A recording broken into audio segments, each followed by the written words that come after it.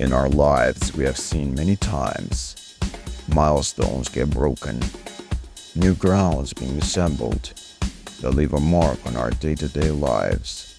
We come home from work, school, any other activity, and our brains crave for some dopamine rush after lasting through a long, stressful day. Whether it is going out with friends on the weekend at the local bar, taking your dog out for a walk, or consuming a form of media that makes you forget about your problems for a certain amount of time.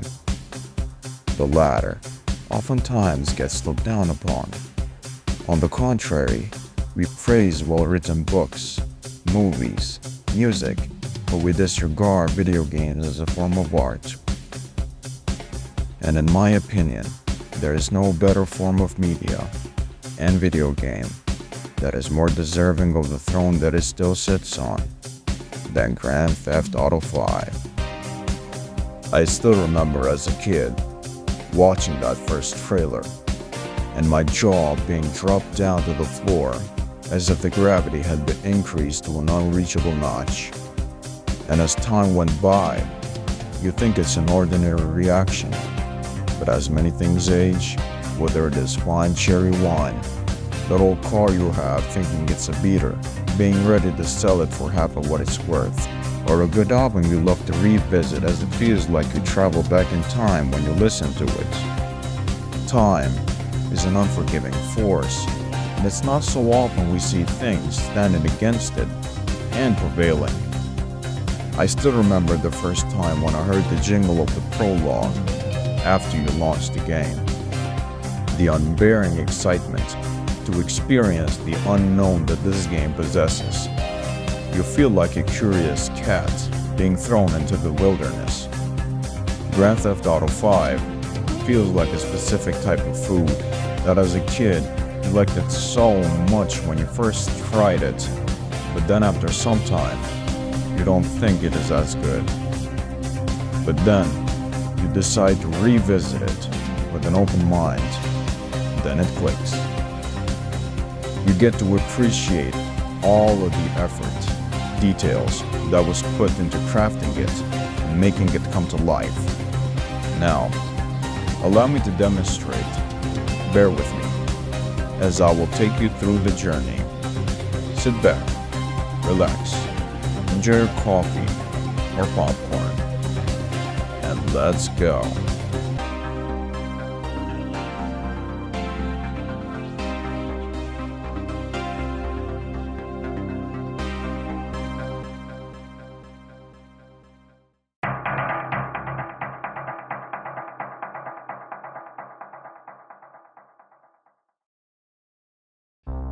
Before the release of the game, there was a tremendous amount of hype for it. Although its scale cannot be compared to the following installment of the series, but it was still a lot of hype. Grand Theft Auto 4, being released years prior, would tick off a lot of boxes in accomplishing milestones, such as in sales, high scores, and more. But that's a topic for another video. With all those accolades from the previous game, Grand Theft Auto 5 achieved them all and outnumbered all the sales, high scores in just a few days. There had been many speculations as to how and what the next game would be like. What's the setting? What's the story going to be like? Who will be the protagonist? And much more arousing curiosity surrounding it. Vice City had been teased to us a bit in GTA 4. Although it was an obvious next step in the series, if we were to take the predictable tradition Rockstar had done with the two previous universes, following up Liberty City with Vice City, but it wasn't the case this time. Announced in late 2011 and scheduled for an early 2013 spring release, as good things take time, it was delayed for a late summer 2013 release. The earliest memory I have from this game is seeing the trailer on an old Windows XP laptop around the time it was released in November 2011. I was a massive Grand Theft Auto fan, and when I heard those first lines as to why this particular voice had moved to a sunny parody of California, I was just simply blown away. If you ever watched Johnny Bravo You'll recall his jaw being dropped every time he'd see something amazing. Well, that was also my reaction. From the bright, vibrant colors being contrary to what I was used to in GTA 4, the amazing level of detail alone from the trailer, the selection of the music, it was simply legendary. There had been many theories from this trailer, as Michael being Tommy from Vice City, CJ making a return considering it takes place in Los Santos. Oh, how naive we were at the time. Now, with the second trailer being released a year later after the first one, brought us a more detailed insight about what the game features. More lines from these mysterious voices, that amazing Stevie Wonder song, and animals? Like holy smokes, ever since I started on this series with San Andreas, I wish there were interactable animals in any of the GTA games. But we'll discuss it later. Grand Theft Auto 5 came out about a year later from this trailer, and when I say the ground shook like global earthquakes when it happened, like the shockwaves, the impact it had, it just left us speechless. I don't know what is it with Rockstar products, but almost every time they release something, it is guaranteed to make the world stop at what it is doing and focus on their releases. So when the game came out, this was the main topic of almost all conversations among the younger demographic for quite some time. Which protagonist is your favorite? How can you find the adder? Which ending you picked? And all that good stuff.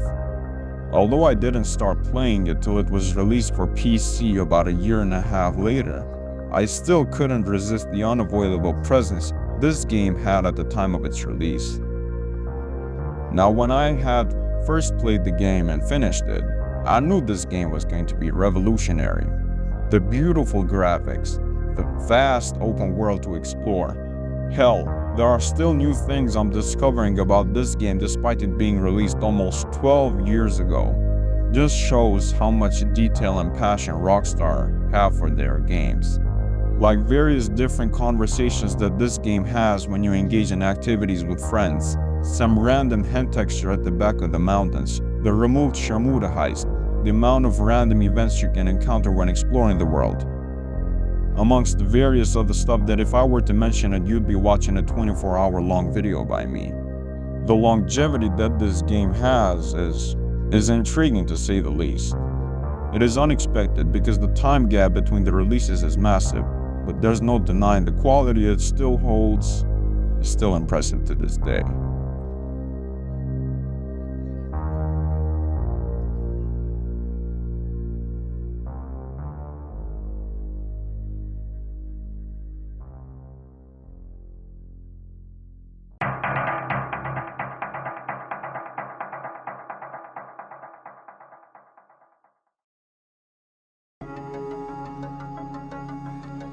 Grand Theft Auto 5 had a massive impact ever since its release.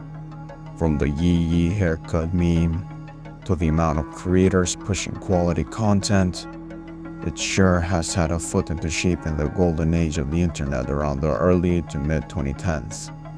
Now, if you were to tell the younger me in 2013 that we would still be playing this game 12 years later at this point, I surely would not believe you and think that you were just nuts.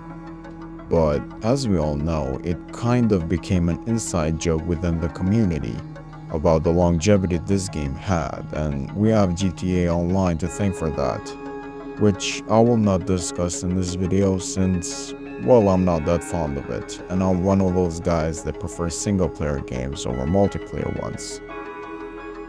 Now, I mentioned earlier that the first time I played this game, I was actually amazed by it. The story, the graphics, which still hold up to this day.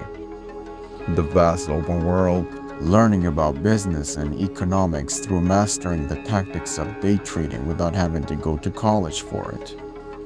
The freedom of how the player gets to spend their fortune on, which was a massive gripe I had with GTA 4 along with its map. However, when I got to revisit it and play the other GTA games also, I kind of got a distaste from my second experience. Maybe it has got to do with the nostalgia factor I have from San Andreas and 4, or the fact that I was just expecting something else, but it never really felt right for me. Until I recently got to revisit it again, which got me activating the neuron inside of my brain. I feel like many games begin to shine once you let it soak through a couple of times and you let it age. Because in my opinion, Rockstar surely outdid themselves by the level of detail as well as the content it has to offer, considering it was originally a PS3 and an Xbox 360 game.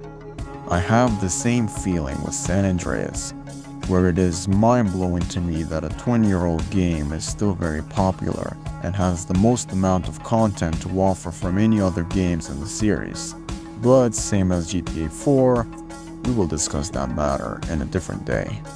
Another aspect which helped contribute with its impact and longevity was the modding community. Although the parent company still has a less than savory feeling towards passionate fans who just create a lot of amazing mods with a great magnitude of content, it still has to offer a lot of different and interesting ways you can experience the game. Speaking of the different ways you can experience the game, I don't know if there is a more creative way where you can play the game than speedrunning and seeing how fast you can beat the story and all the meat and potatoes it has to offer. I mean, I get it, and there is a massive community about it, but I'll stick to taking my time and engaging into gaming as a way to relax. Rockstar surely knew how to keep the game fresh by constantly adding new content and keeping the game alive, although I still wish there was a single-player DLC, which was scrapped. The amount of content and lore that the developers managed to squeeze into the game is just insane. Which the aspect of the lores and the removed content about video games, I always find them fascinating. Something interesting with the what could have been stories or delving deeper into an already very interesting story and analyzing its details which may or may have never been intended by the developers and we just have undiagnosed schizophrenia. The game was not only developed within the 5-year time period between GTA 4, but it is still fascinating to me that Rockstar was able to push out such quality content during those 5 years alongside GTA 5. They managed to release Red Dead Redemption, Max Payne, LA Noire. It just goes to show the dedication that the developers have with their games, or being overworked and underpaid, which seems to be the theme of GTA 5. During the story, I find it interesting that you get paid very rarely in the game. Aside from some of the heists, other than that, it's just a cycle of other people taking advantage of the protagonist's capabilities. As the saying goes, art imitates life, and sometimes GTA tends to imitate it a bit too accurately, it seems. Minus all the chaos though.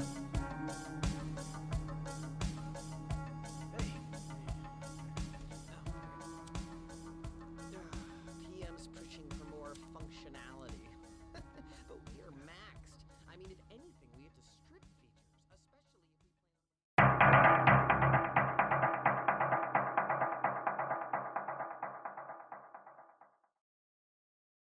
The thing that blew my mind the most when I first started playing the game was the 3 protagonists. Now this isn't something new in gaming. Yakuza 4 had 4 protagonists, or GTA 4 had 3 protagonists also, but in separate DLCs. Even GTA San Andreas had planned to have multiple protagonists in 2004. Well, can you imagine how epic that would be? Anyway, the 3 protagonists all have very different personalities, yet still very similar to each other. As Michael being the rich yet miserable nostalgia head with temper issues, Franklin being the naive yet ambitious and intelligent one who keeps things on the level, and then Trevor being the unpredictable raging firestorm with sensitivity. My favorite from these will always be Michael, as I feel like he is the center of the game. The story revolves around him, and I tend to have a soft spot for characters that get inspired by Tony Soprano. The impact it had on gaming was insane, even though I do still prefer singular protagonists because it allows the character development to shine through, but that doesn't mean it isn't welcome in this regard. If GTA 5 were to have a single protagonist, in my opinion, it would have been Michael DeSanta only. As the plot of the game revolves around him, his decisions usually escalate major plot points in the story, and people like to point out how Franklin got the most character development from the three, although true to some extent, as all three of them got to develop on their own ways respectively, but Michael still shines through in my opinion. The highlight of this game is undoubtedly the heists, as the game being inspired by the movie Heat, which if you haven't watched it yet I would highly recommend it. It's no surprise that the heists would be the high point of the game. By no means nothing in this world is perfect, and this game certainly isn't either, where there have been many criticisms about how the high points being the heists and then the game taking a nosedive after the heists, which it would make sense, but I don't really mind it that much. The best heists in my opinion would be Blitzplay, the jewelry store, and of course the big one, where there are certain heists where you can choose different approaches. Most of the time it is either a smart one where you get to vitalize the intelligence of these characters, or going dumb and loud, which is oftentimes more fun because memorable stories in life happen only when you're at risk, and this feeling shines through the most in the big one heist, where you can sense the tension in the air even if you were to pick the quiet approach. Music is a vital part in an individual's life, and man, the rock stars shine here the most. Produced by Tangerine Dream, Oh No, and The Alchemist, I love the selection of these artists. The game's soundtrack mostly draws inspiration from the movie Drive, released in 2011, and the movie Risky Business, starring a young Tom Cruise, which was also composed by Tangerine Dream. There is music for literally everyone in this game. If you want soft rock, you have Phil Collins. If you want hip-hop, you have Kendrick Lamar. If you want house music, garage rock, reggae, country music, metal, along with hundreds more.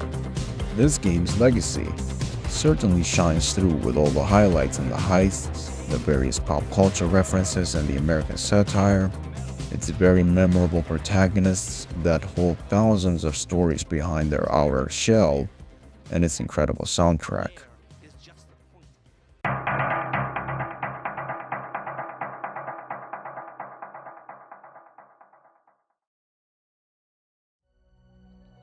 It is not often we see a form of media, art, become a larger-than-life figure. What else is there not to be said about this game? The sheer amount of detail, amazing heists, memorable missions, great humor, outstanding soundtrack, the amount of content it gave us. It kept us company for a decade, and it surely has become a bit of a nostalgia trip at this point. Rockstar surely have put themselves on a pedestal with the release of this game, and Red Dead Redemption 2, as the latter being, in my humble opinion, their magnum opus. If there is any other development team that can dethrone and take over the accolades that this game managed to achieve, it will surely be another Rockstar title. With GTA 6 being around the corner, hopefully that is, there are a lot of things that the next game can learn from this. The expansive map, great chemistry between characters, have the villains be a bit more of a threat to the players and their presence to be a bit more unavoidable. The tensions, hype, and stakes are at an all-time high at this point. But I wouldn't hold expectations sky high, even though it has been a long time since we've seen another GTA title. The only thing that I would like to see the next game improve from this are the mechanics of the driving. I mean, I do like the driving, it is fun, but the crashes don't hold any weight. Have high-intensity missions like Bury the Hatchet? That mission, let me tell you, especially with Michael's perspective, is just one of the highlights of the series, let alone the game. Another thing that I would like to mention is about the animals. Have gators, horses, as it was an amazing welcome to see in the game. Having more variety would make the world feel more alive, as well as try to have more activities to engage on. I don't know what it is with GTA 4 and 5, but after you finish the story, there is sometimes not a lot left to do. On the contrary with San Andreas, as it was jam-packed with content, maybe it can try learning from that. The story to be a bit more heartfelt, as this game kind of tries so hard not to take itself so seriously, which a lot of people complained about this thing with GTA 4, as that game is just way too dark and serious for a majority of people's taste. But as music or food goes, you cannot please everybody. Every one of us have unique tastes, preferences, and trying to appeal to everyone wouldn't make the most sense either. The criticism I have or others may have may not be criticism to some at all, but instead benefits. Now there is something which I find odd, is that Rockstar apparently is just way too silent with GTA 6. Yes, we did get the trailer, but no pre-release screenshots like we used to receive with the other games. It seems that they're just doing the best at testing our patience with the game. There is indeed no doubt that the echoes of this game will surely be heard on the upcoming title also. A continuation of the story, having returning characters, but please Rockstar, don't make them have the same fate and go to waste like Johnny. The thing that I look the most forward to is the soundtrack because, like I mentioned earlier, the soundtrack chosen for a specific movie, show, video game, it will reflect a lot on its quality and make it complement each other. And I love how GTA 5 incorporated the score and adding music to the missions because it feels like an action movie that you have control over. It's just incredible in my opinion. And I wish this feature were to exist in previous GTA titles, especially in GTA 4. From the point that this game was released, it surely lasted a lot longer than all of us expected. And it surely did its best to stay fresh and appealing for so many years.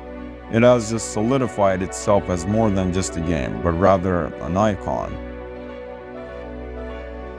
So what are your favorite moments in GTA 5? Let me know all about it in the comments.